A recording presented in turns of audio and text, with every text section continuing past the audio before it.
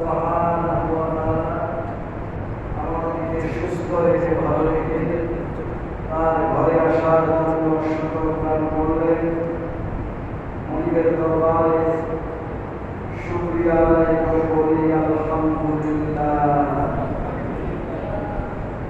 দরুদ এবং সালাম পেশ করছি সর্বকালের সর্বশ্রেষ্ঠ মহামানব বিশ্ব মানবতার ইহলৌকিক পারলৌকিক জ্ঞানকারী নবী রাহমাতুল লিল আলামিন সাইয়্যিদুস সাফারাইন রাহমাতুল লিল আলামিন নবী করিম সাল্লাল্লাহু আলাইহি ওয়াসাল্লামের শানে সকলে বলছি সাল্লাল্লাহু আলাইহি ওয়াসাল্লাম। সম্মানিত মুসল্লিয়ানে কেরাম, আমরা যে আল্লাহ পাকের দয়ায়, যে আল্লাহ পাকের ভালোবাসায় তার ঘরে আসার জন্য সুযোগ পেলাম, সেটা আল্লাহর প্রশংসা শুকরিয়া আদায় করতে তার পূর্ণতা আছে, সংকীর্ণতা আছে। যে আল্লাহ আমাদেরকে সুস্থ রেখে তার ঘরে আসার জন্য অভিজ্ঞান করলেন, শুকরিয়া আদায় করে আবার বলি আলহামদুলিল্লাহ। আল্লাহ সুবহানাহু ওয়া তাআলা মানবতার শান্তি এবং কল্যাণের জন্য ইহলৌকিক শান্তি, পরলৌকিক মুক্তির জন্য এক মহা মুক্তির সনদ পৃথিবীর মানুষের কাছে পাঠালেন, যেটাকে আল্লাহ সুবহানাহু ওয়া তাআলা উজ্জ্বল জ্যোতি বা আলো হিসাবে আখ্যায়িত করেছেন। কোরআনুল কারীম একটি জ্যোতি, যার আলোতে জান্নাতের পথ খুঁজে পাওয়া যায়। সুবহানাল্লাহ।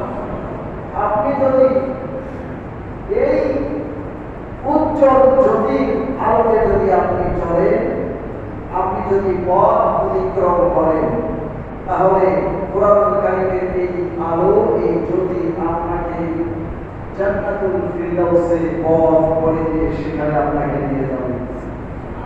আর আসতে পারেন সুবহানাল্লাহ। অন্ধকার আছে না নাই? অন্ধকারের পাশে আবার আলো।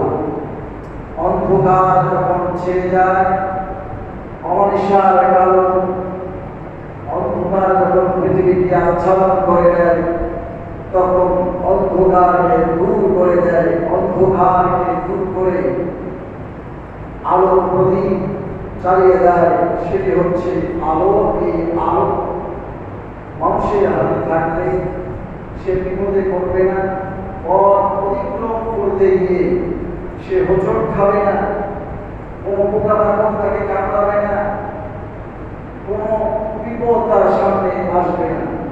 পথিক যখন পথ চলে, তখন তার হাতে যদি আলো থাকে, গভীর রজনীতে অন্ধকারে পথ চলছে, এই অবস্থায় যদি তার হাতে আলো থাকে, তাহলে কি কোনো টেনশন আছে? কোনো অসুবিধা আছে? কোনো বিপদ আপদে সে করবে না। কিন্তু পথ চলতে গিয়ে হাতে যদি আলো না থাকে, অন্ধকার রজনীতে আপনি পথ চলছেন, হঠাৎ করে সামনে বিশ করে একটা শব্দ হলো, সাথে সাথে আপনার ব্রেন, আপনার মস্তিষ্কে খবর হয়ে গেল যে সামনে আপনার বিপদ। কিসের সঙ্গে বোঝা যায়? এখানে কোনো সাপ আছে। হাতে যদি আলো থাকে, আর যদি হাতে আপনার লাঠি থাকে, তাহলে কি আপনার ভয় আছে? ভয় নেই। হাতে আলো থাকলে অন্ধকার রজনীতে আপনি পথ চললে অসুবিধা হবে না। অন্ধকারের মাঝে আলো জ্বালিয়ে আপনি গন্তব্যে সঠিকভাবে পৌঁছে যাবেন। আমার ভাইরা, আল্লাহ সুবহানাহু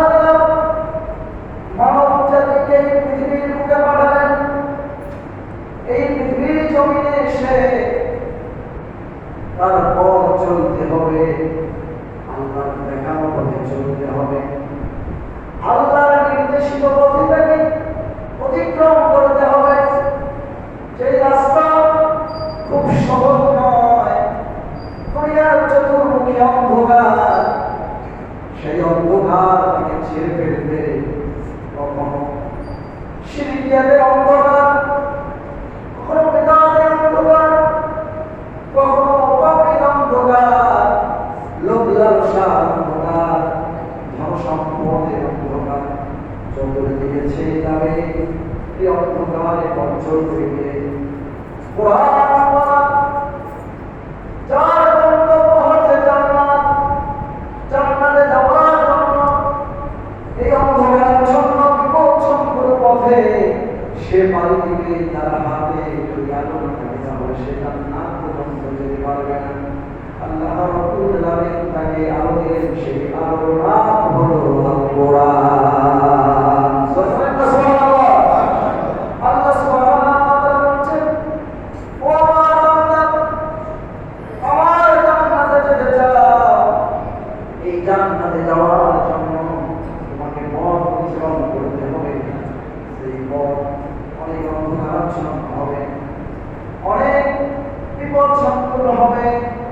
এই অন্ধকারাচ্ছন্ন বিপদসঙ্কুল পথে তোমার চলা একমাত্র অবলম্বন, একমাত্র তোমার বাহন, তুমি যার সাথে জান্নাতের রাস্তায় চলবে, তার নাম হলো আল কোরআন। আল কোরআনের আলো, আল কোরআনের জ্যোতি তোমাকে সব অন্ধকার দূর করে দিয়ে জান্নাতে যাওয়ার জন্য প্রশস্ত পথ তৈরি করে দেবে। আল্লাহ রাব্বুল আলামিন বলেন, قد جاءكم من الله نور وكتاب مبين। আল্লাহু আকবার। তোমাদের নিকটে আল্লাহর পক্ষ থেকে এসেছে এক উজ্জ্বল জ্যোতি এবং সুউজ্জ্বল গ্রন্থ, যেটা তোমাকে পথ নির্দেশ করবে, তোমাকে নিরাপত্তা করবে, নিরাপত্তা দান করবে। জোরে বলেন আল্লাহু আকবার। ইয়াহদি বিহিল্লাহু মান ইত্তাবা রিদওয়ানাহু সুবুলাস সালাম। এর মাধ্যমে আল্লাহ সুবহানাহু ওয়া তাআলা তোমাকে নিরাপত্তার পথ প্রদর্শন করাবেন। জোরে বলেন সুবহানাল্লাহ। কাদের জন্য? কাদেরকে নিরাপত্তার পথ করে দেবেন আল কোরআন, কাদেরকে ভয়হীন, চিন্তাহীন নিরাপত্তার পথকে প্রদর্শন করবে। ওই সকল ব্যক্তি যারা আল্লাহ রাব্বুল আলামিনের সন্তুষ্টি অর্জন করতে চায়, আল্লাহর ভালোবাসা নিয়ে দুনিয়ায় থেকে বিদায় হয়ে জান্নাতে যেতে চায়, ওই সকল মানুষদেরকে এই আল কোরআন নামক আলো তাদেরকে নিরাপত্তার পথ প্রদর্শন করবে। ويخرجهم من الظلمات إلى النور بإذنه। আর এই আল কোরআন নামক আলোটা তোমাদেরকে আল্লাহ পাক বলছেন, আমার বান্দাদেরকে অন্ধকার থেকে দূরে সরিয়ে নিয়ে আলোর পথে পরিচালিত করবে। সুবহানাল্লাহ বলে। তারই নির্দেশে, স্বীয় নির্দেশে অন্ধকারের পথ থেকে বাঁচিয়ে নিয়ে আলোর পথে পরিচালিত করবে। ওয়ায়াহদিহিম ইলা সিরাতিম মুস্তাকিম। আর তোমাদেরকে চালিত করবে, পরিচালনা করবে সঠিক সরল সহজ রাস্তা, যেই রাস্তা হলো জান্নাতুল ফিরদাউসের রাস্তা। জোরে বলেন না সুবহানাল্লাহ। সুতরাং শান্তি যদি পেতে হয় কোরআনের কাছে আসতে হবে, ঠিক কিনা বলে? মুক্তি যদি পেতে চাই কোরআন নামক আলোর কাছে আসতে হবে। জান্নাত নামক বাড়িটা যদি পৌঁছতে চাই তাহলে আল কোরআন নামক আলোর সাহায্য দিয়ে জান্নাতে পৌঁছতে হবে। জোরে বলেন ঠিক কিনা? পৃথিবীর কোনো তন্ত্র মন্ত্র আদর্শ কোনো কিছুতেই শান্তি পাওয়া যাবে না, নিরাপত্তা পাওয়া যাবে না, কল্যাণ পাওয়া যাবে না, মুক্তির ঠিকানা মিলবে না কেবলমাত্র আল কোরআনের ঔষধীয় পথ ছাড়া। জোরে বলেন আল্লাহু আকবার। আজ দেশব্যাপী ধর্ষণ চলছে, জুলুমের যে মহামারী চলছে, অত্যাচার, অবিচার, জুলুমের পৃষ্ঠতায় মানবতা আজ বড়ই নিষ্ঠুর, মানবতা আজ বড়ই নিরীহ, মানবতা আজ বড়ই কষ্টে। ঠিক কি বলে? ধর্ষণ বেড়েই চলছে। বিচার না হওয়ার কারণে, কোরআন এবং সুন্নাহর বিধান জীবনে বাস্তবায়ন না থাকার কারণে আজ এই পাপাচার, এই অনিষ্টতা, এই নিকৃষ্টতম কার্যকলাপ একের পর এক বেড়েই চলছে। ঠিক কিনা? ধর্ষণ কমছে না বাড়ছে? গত জুমায় আপনাদেরকে বলেছিলাম, আল কোরআনের আইন ছাড়া এই বাংলার জমিন থেকে ধর্ষণ বলেন, জুলুম বলেন, অবিচার বলেন, সব কিছু অনিষ্টতা দূর করা মোটেও সম্ভব নয়। ঠিক কিনা? সুতরাং কোরআন কি বলল? যারা অত্যাচার করে, যারা জুলুম করে, যারা ধর্ষণ, তাদের বিচার হবে, তাদেরকে শেষ করে দিতে হবে। কোরআন বলছে এরা হচ্ছে সন্ত্রাস, এরা হচ্ছে ডাকাত, এরা হচ্ছে ত্রাস সৃষ্টিকারী, এদের শাস্তি হলো, এরা যেহেতু ত্রাস সৃষ্টি করে, ভয় সৃষ্টি করে, মানবতার উপরে জুলুম করে, আল্লাহ পাকের সৃষ্টি যেহেতু গোটা মানব জাতি। ঠিক কিনা বলে? শুধু মানব জাতি নয়, এই সৃষ্টি জগতে যত সৃষ্টি হয়েছে সব সৃষ্টি হলো আল্লাহ পাকের পরিবার। সুতরাং আল্লাহ পাকের পরিবার বা আল্লাহ পাকের সৃষ্টিতে যারা আঘাত করে, তাদেরকে জুলুম করে, তাদেরকে অশান্তি দেয়, তারা প্রকারান্তরে আল্লাহ এবং তার রাসূলের সাথে যুদ্ধ করে। জোরে বলে ঠিক না? সুতরাং আল্লাহ এবং তার রাসূলের সাথে যারা সংগ্রাম করে, যুদ্ধ করে, যুদ্ধে লিপ্ত হয়, তাদের শাস্তি হলো আল্লাহর বিধান মোতাবেক ওদেরকে হত্যা করতে হবে। তাদেরকে কতল করে দেব, আর অথবা ফাঁসির কাষ্ঠে ঝুলিয়ে তাদেরকে পাপ মুক্ত করো, জুলুমকে রোধ করো, অথবা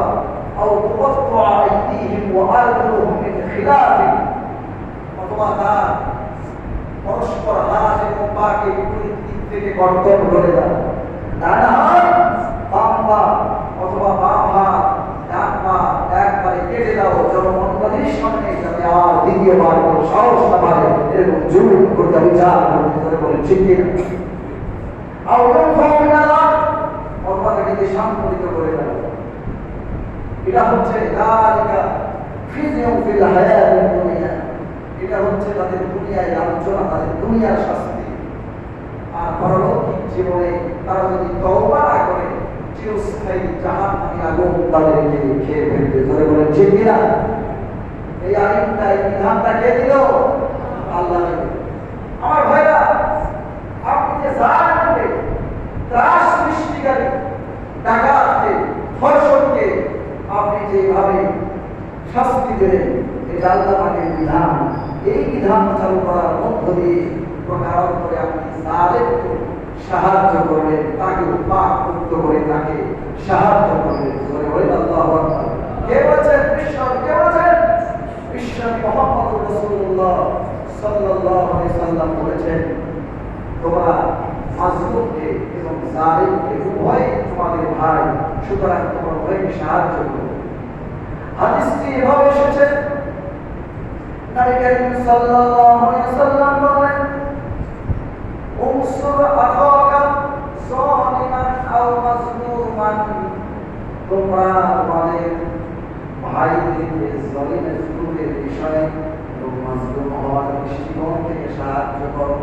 তার মানে হলো তোমরা তোমাদের মাজলুম ভাই, অত্যাচারিত, জুলুমের শিকার, জালেম কর্তৃক জুলুমের শিকার এই মাজলুম ভাইকে তোমরা সাহায্য করবে এবং জালেমদেরকে সাহায্য করবে। একজন সাহাবী বললেন, فقال رجل انصره مظلوما فكيف انصره ظالما।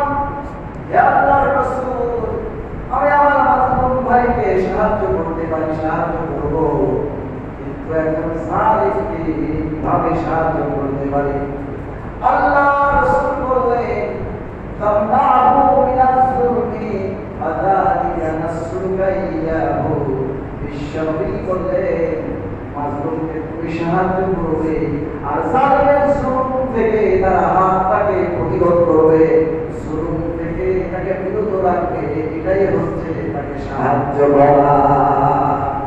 কারণ জুলুম করতে করতে যখন জুলুমের সীমান্ত সীমায় পৌঁছে যায়, এই অবস্থায় যদি তাওবা না করে এই মানুষটি মারা যায়, জালেম যদি মারা যায়, সরাসরি জাহান্নামে যাবে। বলে বলেন ঠিক কিনা? কোথায় যাবে? জাহান্নামে। তাকে জুলুম থেকে মুক্ত করে যদি তাকে পাপ মুক্ত করতে পারো, তাহলে এটাই হচ্ছে তোমার সাহায্য করা। সুতরাং ভাইরা আমার, এই কাজটা যদি কেউ না করে, জালেমকে জুলুম থেকে যদি বিরত না রাখে, উদ্বুদ্ধ হয়ে যদি তারা প্রতিবাদ না করে, যদি প্রতিবাদী কণ্ঠ না বলে, যদি বিবৃতি না দেয়, সমগ্র যদি তার জুলুম থেকে তাকে বিরত না রাখে, আল্লাহ রাসূল বলেছে যদি নীরব থাকো, ওই জুলুমের শিকার একদিন তুমিও হবে। তোমার কাজে ওই শিকার, জুলুমের শিকার তুমিও হবে। সুতরাং ওই ভাইকে রক্ষা করো। কিভাবে আপনি রক্ষা করবেন? প্রথমত, এই যে যারা ধর্ষণ করছে, যারা অবিচার করছে, ব্যভিচার করছে, এরা তো আমাদেরই কারো সন্তান, ঠিক এরা বলে আমাদেরই তো কারো ভাই, আপনার সন্তান, আপনার ভাই এই জীবনের সাথে শিকার। আপনি জানেন প্রথমত দোষ হলো আপনার, আপনি নিজে যদি ঠিক হতেন। একজন মা যদি পর্দার সাথে জীবন বিধান পালন করত, পর্দার সাথে জীবন পরিচালনা করত, তাহলে তার গর্ভ থেকে এরকম জালেম তৈরি হতো না। বলে বলে ঠিক না? ধর্ষণ তৈরি হলো না। মা যখন ব্যাপকতা হয়ে রাস্তায় চলাফেরা করেছে, উলঙ্গ লম্ব নায়ক নায়িকার দৃশ্য সে দেখেছে, তার গর্ভ থেকে ধর্ষক বেরিয়ে এসেছে। সুতরাং মা যদি একজন নামাজি হয়, মা যদি পরদর্শী হয়, মা যদি আল্লাহর বিধান পালনকারী হয়, তাহলে তার গর্ভ থেকে আদর্শবান চরিত্রবান সন্তানের জন্ম হয়। বাবা যদি সালাত আদায়কারী হয়, ন্যায় ইনসাফের পথে চলে, কোরআন সুন্নাহ মেনে নিয়ে চলে, এবং সমাজে যদি কাউকে জুলুম না করে, অবিচার না করে, তাহলে এই মানুষ যে সন্তানকে জন্ম দেবে, সেই সন্তানটাও আল্লাহর ওলি হয়ে ভালো মানুষ হয়ে চরিত্রবান হয়ে দুনিয়ায় আসবে। জোরে বলেন ঠিক কিনা? সুতরাং আপনি নিজে আগে ভালো হবেন, আপনার সন্তান, আপনার ভাই, পরিবারের বড় ভাই আপনি নামাজ আদায় করেন না, তাহলে আপনার ছোট ভাই আপনাকে দেখে কি শিখবে? আমার ভাইরা, এই জন্য কোরআন বলেছে, কোরআনের বিধান তোমরা দুনিয়ায় মেনে চলো, তাহলে তোমাদের অন্তরের লোক দূর হয়ে যাবে, অন্তরের লোক দূর হয়ে যাবে। সুতরাং নিজেরা যেমন আমল করবো, অন্যায় অবিচার জরুর যেখানে হয় সেখানে সামর্থ্য অনুযায়ী প্রতিবাদ করতে হবে কি হবে না? দেখুন, এমসি কলেজের ঘটনা ঘটে গেল, তারপরে সেই কি বলে ওই কোথায় ঘটলো? বরগুনা, নোয়াখালী যে ঘটনা ঘটে গেল, একের পর একটা ঘটনা ঘটেই যাচ্ছে। গতকালকে দেখলাম দুজনকে একসাথে ধর্ষণ করার জন্য এক প্রতারকের জালে প্রবেশ করেছে। শুধু তাই নয়, যারা রক্ত, তাদের কাছে নিরাপত্তার আশ্বাসের বিশ্বাস আছে, এই রক্ত এখন ভক্তকের দলে পরিণত হয়েছে। তাদের ঠিক কিনা? রায়হানকে হত্যা করে সাধারণ একজন ইসাই আকবর এখন বিশাল বাড়ির মালিক হয়েছে, শত শত কোটি টাকার মালিক হয়েছে। তাহলে জাতি কার কাছে দাঁড়াবে? কার কাছে বিচার চাইবে? কার কাছে নিরাপত্তা চাইবে?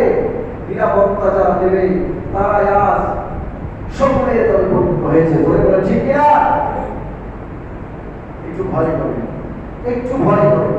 আপনাকে মরতে হবে, আপনাকে মাটির নিচে শুইতেই হবে, আপনি নিস্তার পাবেন না, আপনি রক্ষা পাবেন না। কিয়ামতের ময়দানে আপনাকে দাঁড়াতে হবে। আল্লাহ সুবহানাহু ওয়া তাআলা কি সুন্দর করে বলেন, হে মানব মণ্ডলী, তোমরা আল্লাহকে ভয় করো, আল্লাহ রাসূলের আনুগত্য অনুসরণ করে চলো, তাহলে কি হবে? এবং ওই জিনিসের প্রতি তোমরা চলো যেই কাজের জন্য তোমাদেরকে আল্লাহ নির্দেশ করেছেন, তাতেই রয়েছে তোমাদের জীবন। ইয়া আইয়ুহাল্লাযীনা আমানু ইসতাজিবু লিল্লাহি ওয়ার রাসূলি ইযা দাআকুম লিমা ইউহয়িকুম। আল্লাহ বলছেন, হে মানব মণ্ডলী, হে ইমানদাররা, তোমরা আল্লাহ এবং তার রাসূলের নির্দেশনা মান্য করো এবং তোমাদেরকে যে জিনিসের প্রতি আহ্বান করা হয় তাতে রয়েছে তোমাদের জন্য জীবন, মানে তোমাদের জন্য কল্যাণ, তোমাদের জন্য নিরাপত্তা, তোমাদের জন্য শান্তি, তোমাদের জন্য মুক্তি, সেই কাজের দিকে তোমরা দৌড়াও। আর মনে রেখো, ওয়া'লামু আন্নাল্লাহা ইয়াহকুমু বাইনাল মার'i ওয়া কলবিহি ওয়া আন্নাহু ইলাইহি তুহশারুন। আর জেনে রাখো, আল্লাহ প্রত্যেকটা মানুষ এবং তার অন্তরের মাঝে অন্তরায় হয়ে আছে। অর্থাৎ তুমি কোনো ভালো কাজ করছো, সেই ভালো কাজ করার সময় যদি অবসর পাও, সময় এবং সাথে করে ফেলো, এমন একটা সময় এসে যাবে আল্লাহ তোমার ভাগ্যে এমন একটা অবস্থা তৈরি করে দেবেন, তুমি হয়তো ব্যস্ত হয়ে পড়বে, তুমি রোগাক্রান্ত হয়ে পড়বে, তুমি বিপদগ্রস্ত হয়ে পড়বে, আর ওই ভালো কাজটি করতে পারবে না। অনুরূপভাবে যদি তুমি খারাপ কাজটাকে বর্জন না করো, তাহলে যদি না খারাপ হয়ে পড়ে যাও, পাপের বোঝা নিয়ে তোমাকে কবরে যেতে হবে। আর এক ব্যাখ্যায় বলা হয়েছে, ও দুনিয়ার মানুষেরা, আল্লাহ তোমার একেবারে নিকটে রয়েছে, তোমার একেবারে আল্লাহ রব্বুল কাছে রয়েছে। তুমি যে কাজ করছো, যেই কর্মকাণ্ড পরিচালনা করছো, মনে রেখো তোমার সাথে আল্লাহ রয়েছেন। যে পাপ কাজটি করতে যাচ্ছ, দুনিয়ার কেউ না দেখলেই দেখে আল্লাহ। আর ওয়াত্তাকু ফিতনাতাল লা তুসিবান্নাল্লাযীনা যালামু মিনকুম খাসসা।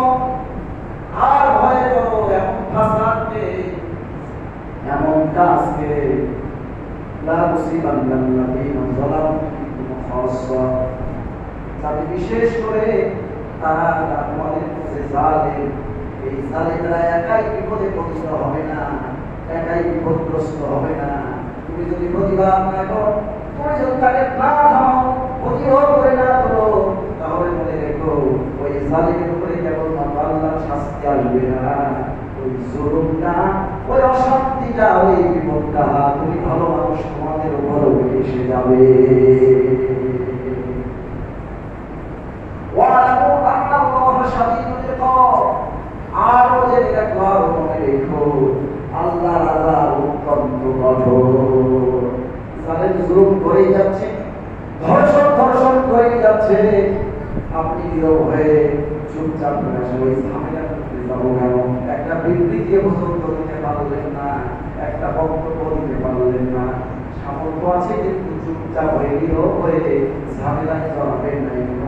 বাসনা নিয়ে বসে আছে, আপনার ঘরে আপনার ঘরে ওই বিপদ আল্লাহ দিতে পারেন কিনা? বলেন কিনা? বলেন।